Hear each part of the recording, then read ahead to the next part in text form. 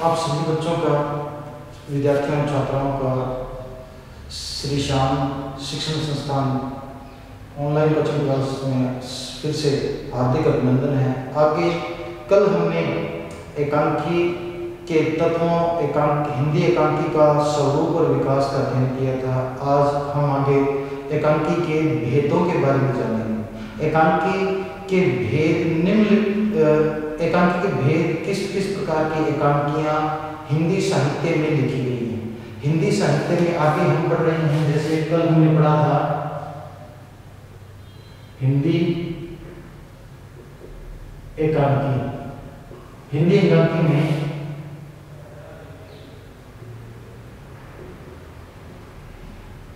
एकांकी के भेद, एकांकी के भेद अलग अलग विद्वानों ने एकांकी के अलग अलग भेद बताए हैं, जिनके आधार पर एकांकी के अलग अलग भेद बताए हैं। एकांकी के भेदों के बारे में अलग अलग विद्वानों में मतभेद है। कुछ विद्वानों ने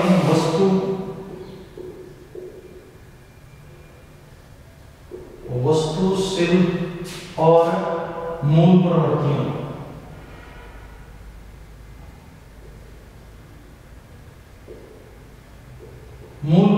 के आधार पर हिंदी एकांकी के अलग अलग भेद बताए हैं। वस्तु शिल्प के आधार पर एकांकी सामाजिक,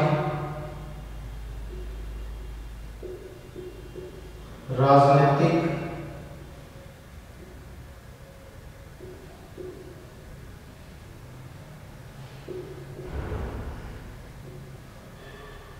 ऐतिहासिक आदि प्रकार की होती हैं, जिनमें हम अलग अलग देश काल और राज व्यवस्था और इतिहास की जानकारियां हम इन एकांकियों की कथा वस्तु से प्राप्त करते हैं। शिल्प के आधार पर एकांकी के निम्न प्रकार हैं। एक तो है दृश्य एकांकी। दृश्य एकांकी का अर्थ है जिन एकांकियों या वन एक्ट प्ले को हम मंच पर देख सकते हैं, अभिनय करके दर्शकों के सामने प्रकट की जाए, वे दृश्य एकांकियां कहलाती हैं। फिर है रेडियो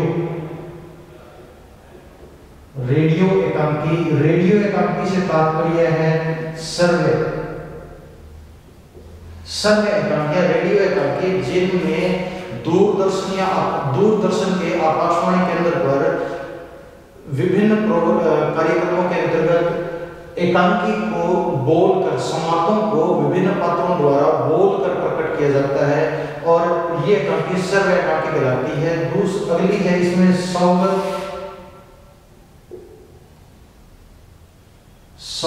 एकांकी। सौगत एकांकी का तात्पर्य है कि अपने आप पर लिखी गई या अपने आप पढ़ी जाने वाली एकांकी। फिर अगला है पद्य एकांकी। पद्य एकांकी से तात्पर्य है पदबंध रचना। पदबंध रचना के आधार पर एकांकियों को लिखना, एकांकी लिखी जाती है, वो पद्य एकांकी। और फैंटेसी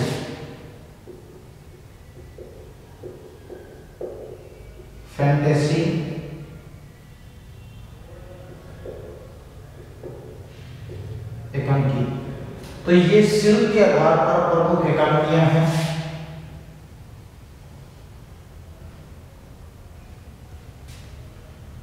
अब मूल प्रवृत्ति के आधार पर एकांकियां निम्न प्रकार की हैं। मूल प्रवृत्ति के आधार पर एकांकी आलोचक एकांकी।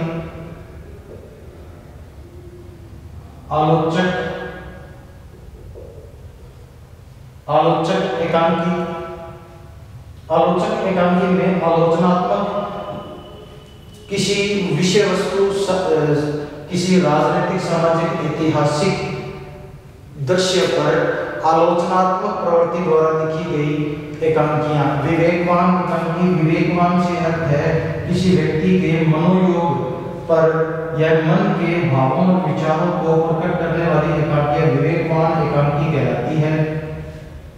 फिर है इसमें आगे भावुक एकांकी।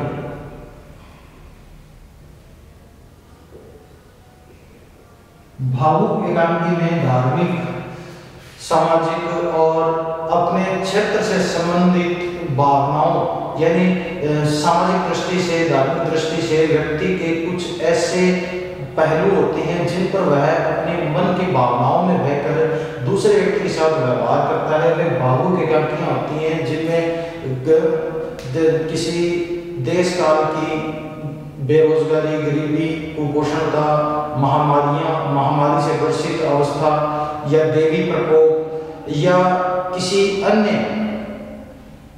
मानव जनित बीमारियों, मानव जनित दुष्कृत्य, दुष्कर्म या युद्ध आदि का वर्णन किया जाए, वे भावुक एकांकियां होती हैं। इनमें आगे हम इसी आधार पर प्रकट करते हैं कि एकांकियां कितने प्रकार की हैं। ये मुख्य वस्तु, शिल्प और मूल प्रवृत्तियां हैं। इन्हीं आधारों पर आगे हम पढ़ेंगे कि अब तक हिंदी साहित्य में कितने प्रकार की एकांकियां लिखी गई हैं। तो उन एकांकियों में मुख्य रूप से आती हैं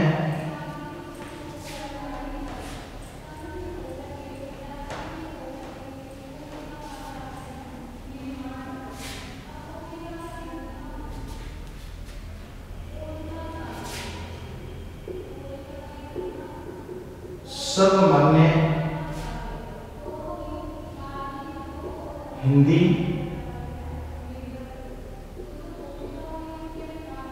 साहित्य में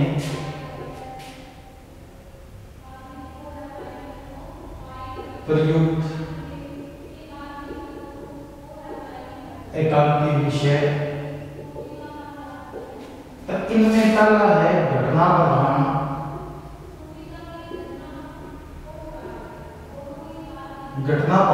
एकांकी।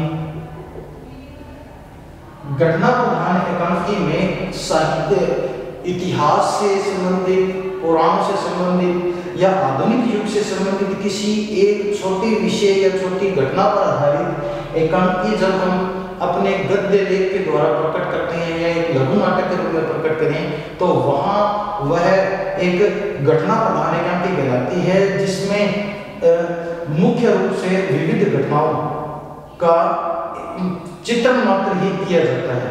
जैसे कि ब्रिटिश भारत काल था, उसमें अनेक राजनीतिक व्यक्तित्व उभर कर सामने हैं, जिनमें जवाहरलाल नेहरू, महात्मा गांधी, सरदार वल्लभ भाई पटेल, इनके जीवन से संबंधित, इन सब के जीवन से संबंधित एक घटना प्रधान एकांकी का वर्णन किया जाए, जैसे कि असहयोग आंदोलन है, या फिर भगत सिंह पर अभियोग चलाया गया तो उनके द्वारा जो अंग्रेज सरकार के अधिकारियों, जजों के सामने जो बयान दिए गए, उस दृश्य पर आधारित एकांकी है, वह घटना प्रधान एकांकी है। और जैसे इन एकांकियों में प्रमुख एकांकीकार हैं, वे हैं सेठ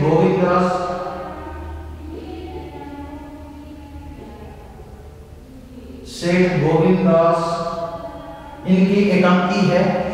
सेठ गोविंददास की एकांकी का जैसे हम सेठ गोविंददास की एकांकी नया पुराना, ये घटना प्रधान एकांकी है, नया पुराना सेठ गोविंददास की। दूसरी है डॉक्टर रामकुमार वर्मा, डॉक्टर रामकुमार वर्मा द्वारा लिखित दीपदान,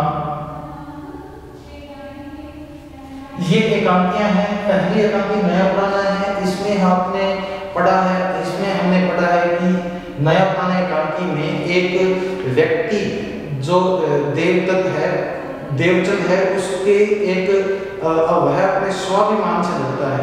और यहाँ दूसरा है दीपदान एकांकी। दीपदान एकांकी में एक महिला है पन्ना ढाई, जो स्वामी भक्ति प्रकट करने के लिए अपने स्वामी की अंतिम संतान उदय सिंह को बचाने के लिए अपने इकलौते पुत्र को भी दांव पर लगा देती है। तो ये घटना प्रधान एकांकियां हैं जो अलग अलग युगों से संबंधित हैं। दूसरा है चरित्र प्रधान एकांकी। चरित्र प्रधान एकांकी चरित्र प्रधान एकांकी का अर्थ है ऐसे चरित्र, इतिहास से, राजनीति से, समाज से संबंधित ऐसे व्यक्तियों, ऐसे किरदार पात्रों पर केंद्रित एकांकी लिखना, एकांकी की रचना करना जो सारी परिस्थितियों को नियंत्रित करते हैं। जैसे कि सम्राट चंद्रगुप्त मौर्य पर लिखी गई सम्राट अशोक मौर्य सम्राट अशोक महान पर लिखी गई एकांकियां हैं जिनमें कलिंग युद्ध है, तो उन पर जो एकांकियां लिखी गई है वे चरित्र प्रधान एकांकी है। दूसरे एकांकी देखते हैं कि दीपदान एकांकी में जो पन्नाधाय है वह जो बलबीर द्वारा चित्तौड़ में मेवाड़ में जो दीपदान महोत्सव मनाया जा रहा था, तो एक प्रकार का षड्यंत्र था जिसमें पन्नाधाय सारी गतिविधियों को नियंत्रित करती है, अपने वश में करती है और उद्देश्य की रक्षा के लिए जो भी बन पड़ता है वह करने में सक्षम होती है। और दूसरी ओर देखते हैं कि बलबीर है वह मेवाड़ की सारी राजनीतिक परिस्थितियों को, सैनिकों को और दूसरे सामंतों को अपने वश में कर लेता है और उन्हें महाराणा पृथ्वीराज विक्रमादित्य पृथ्वीराज के विरुद्ध कर देता है और उन्हें भी अपने पिता को ही वह कारागार में डाल देता है। तो ये चरित्र प्रधान एकांकियां हैं जिनमें अलग अलग एकांकी लिखी गई हैं।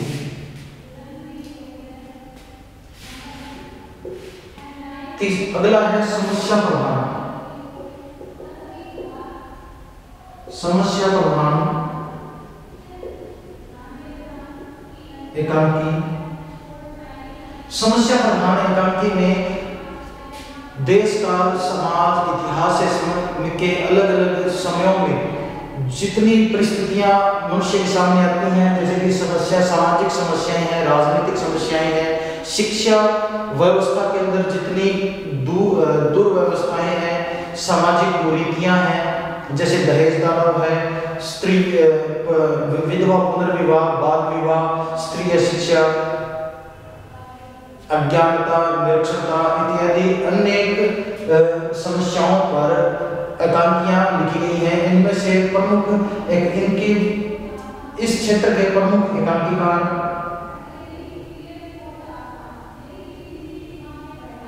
इस क्षेत्र के प्रमुख एकांकीकार है रांगे राघव,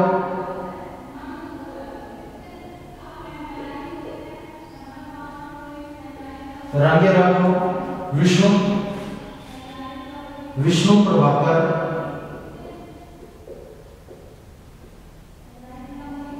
माचवे,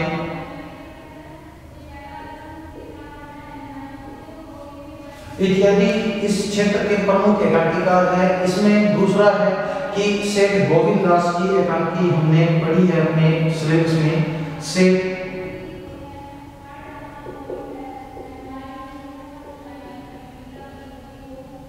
सेठ गोविंद दास की एकांकी है ई और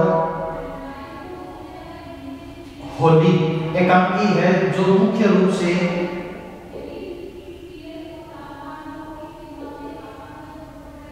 सांप्रदायिकता पर आधारित है। इसमें दो किरदार हैं। पहला है, इसमें दो किरदार हैं। एक तो है रत्ना जो एक हिंदू विधवा स्त्री है जो अपने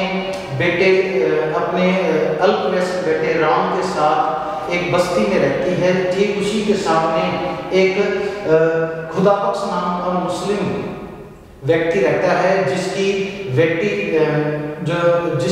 है हमीदा।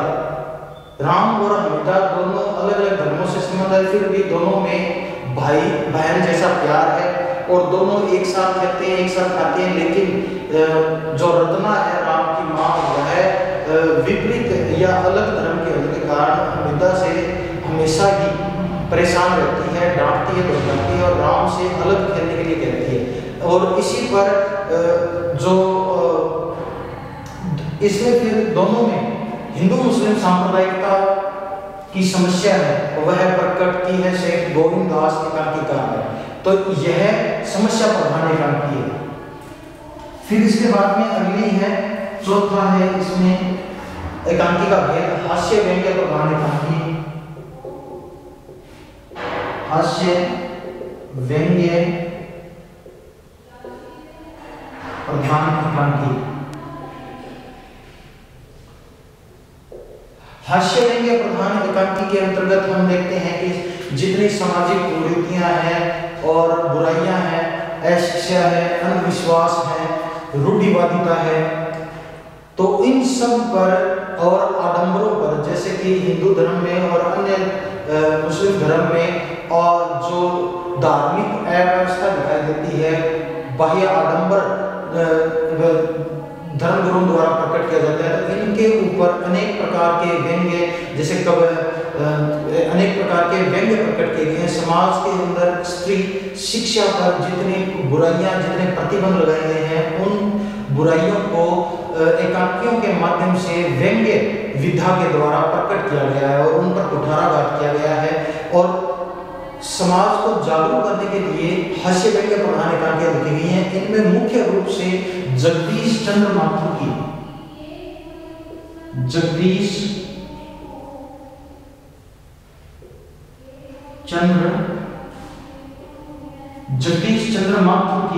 रीढ़ की हड्डी,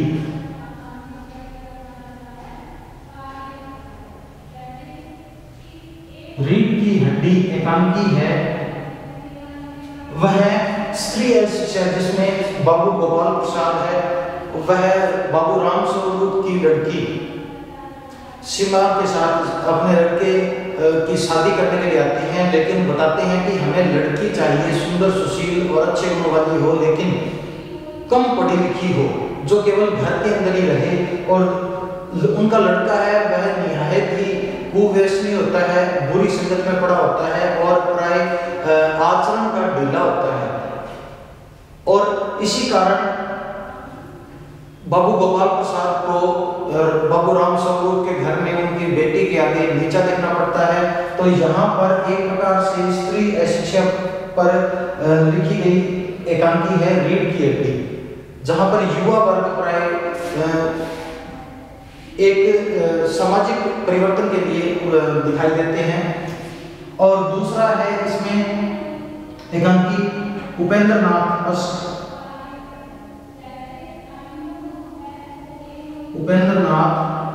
अश्क की एकांकी है एक तोला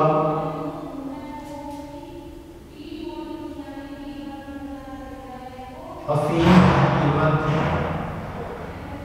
एक तोला अफीम की कीमत। इसमें ये भी प्राय सामाजिक दहेज प्रथा है, कुरीति है, इस पर कुठाराघात करती हुई व्यंग्य एकांकी है, जिसमें दो युवा है, वह अपने पिता के विपरीत गुणों के कारण, विपरीत आचरण के कारण, जिसमें लड़का है मोहन के पिताजी भी दहेज के लालची हैं और दहेज के लिए अपने लड़के मोहन की शादी किसी अच्छे परिवार में करना चाहते हैं, जहां लड़की है वह कम पढ़ी लिखी हो, पारिवारिक कार्य करना ही जानती हो, रसोई घर तक सीमित रहती हो, लेकिन दहेज उन्हें अधिक चाहिए, जिसका युवा पीढ़ी का नौजवान जो स्नातक कर चुका है मोहन है, वह पुरजोर विरोध करता है और आत्महत्या करने तक का प्रयास करता है। उसी के विपरीत एक लड़की है विश्व मोहिनी नामक लड़की है इस एकांकी में एक तोला अफीम की कीमत में, जिसके पिताजी उसकी शादी करने के लिए अपनी समस्त जायदाद बेचकर 6,000 रुपए इकट्ठा करते हैं, ताकि लड़के वालों को, वर पक्ष को अच्छा दहेज देकर लड़की को विदा कर सके। लेकिन विश्व मोहिनी इसके विपरीत होती है और वह अफीम खाकर अपने जान दे देना चाहती है, ताकि उसके पिता कंगाल होने से बच जाए। और फिर दोनों युवा आपस में मिलते हैं, तो उनके विचार आपस में मिलते हैं, तो वे दोनों तय करते हैं कि हम दोनों ही अपने पिता को समझाकर अपने लगन के बारे में, अपनी शादी के बारे में उनको मनाएंगे, क्योंकि उनके पिता आपस में मित्र थे, एक दूसरे को जानते थे। तो ये एक सामाजिक हास्य व्यंग्य प्रधान एकांकी है, जिसमें सामाजिक बुराइयों को व्यंग्य के माध्यम से कुठाराघात करते हुए लिखा गया है और बाह्य आडंबरों पर जीवन के खोखलेपन को निर्ममता के साथ प्रकट किया गया है। फिर अगली है ऐतिहासिक एकांकियां।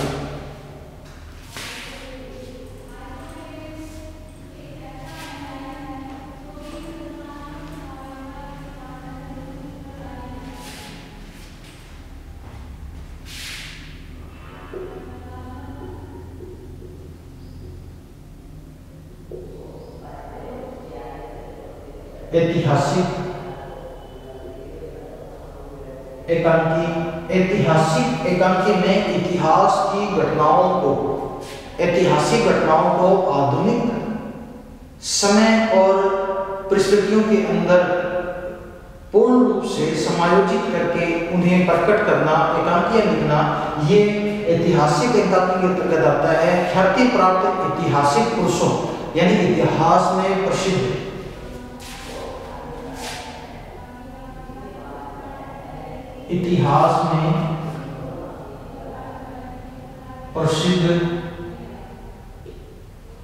राजा,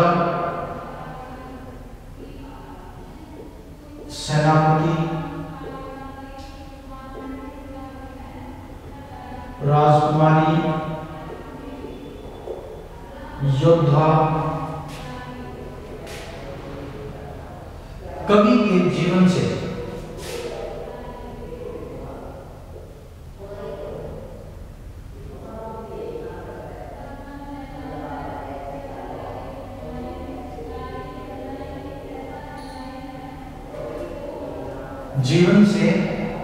प्रेरित एकांकी, ऐतिहासिक एकांकी के अंतर्गत आती है, जिनमें पाठकों को प्राय सप्राण उनकी जिज्ञासा और उत्सुकता को शांत करने के लिए इन एकांकियों को, ऐतिहासिक एकांकियों को एक लघु नाटक के रूप में मंचन करके भी प्रकट किया जा सकता है, जिसमें प्राय दीपदान एकांकी है वह सर्व प्रसिद्ध है। दीपदान एकांकी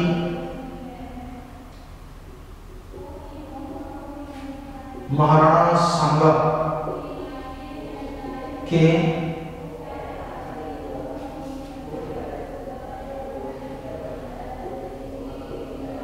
अंतिम पुत्र उदय सिंह की रक्षा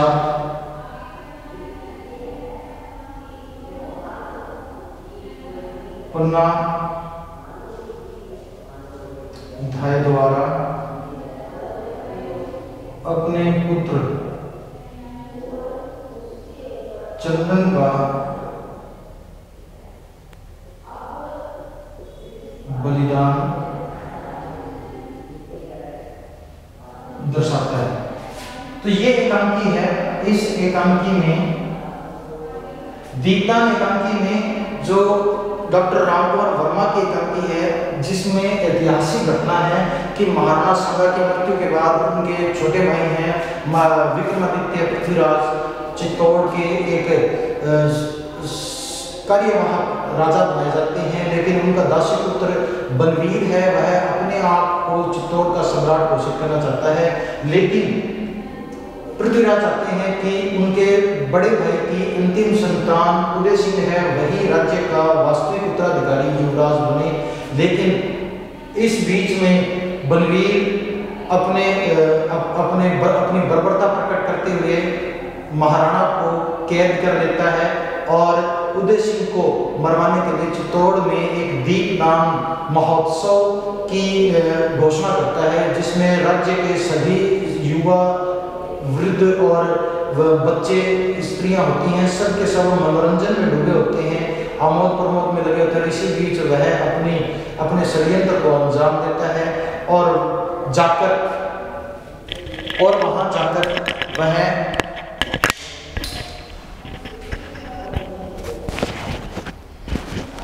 वहां जाकर वह एक तरह से चंदन के रूप में उदय सिंह को मार देता है, लेकिन वास्तविक रूप में पन्ना धाय अपने बेटे का बलिदान कर उदय सिंह की रक्षा करती है। इस बीच में अनेक पात्र आते हैं, जैसे कीरत बारी है जो एक निम्न वर्ग का एक महल का जूठन उठाने वाला व्यक्ति है, वह उदय सिंह की रक्षा करने के लिए अपने प्राणों पर खेल जाता है।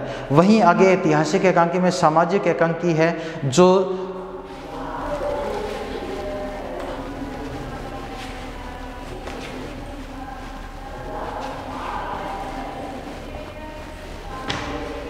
छठी एकांकी है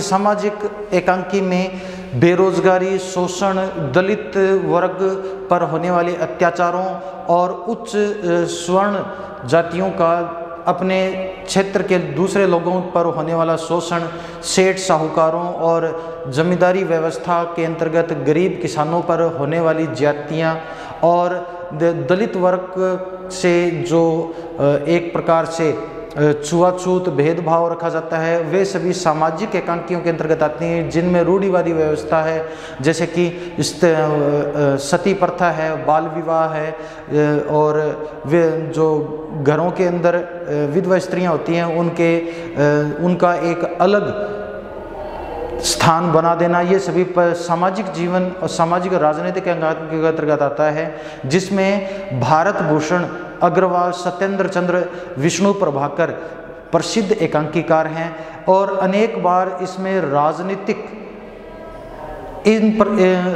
सामाजिक और राजनीतिक एकांकियों के अंतर्गत प्राय प्रसिद्ध राजनेताओं पर भी एक व्यंग्य प्रधान एक कुठाराघात किया जाता है। अगली 7वीं है पौराणिक एकांकी।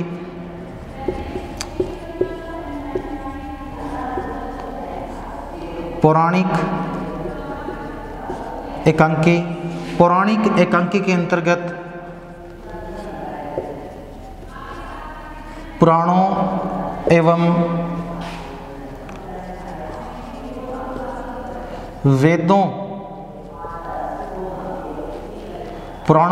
वेदों से किसी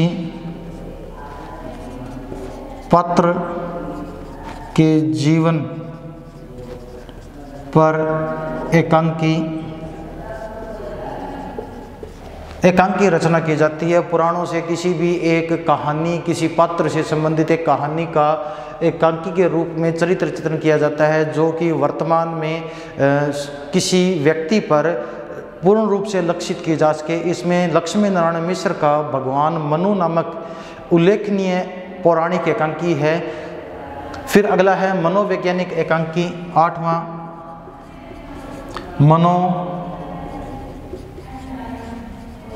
मनोवैज्ञानिक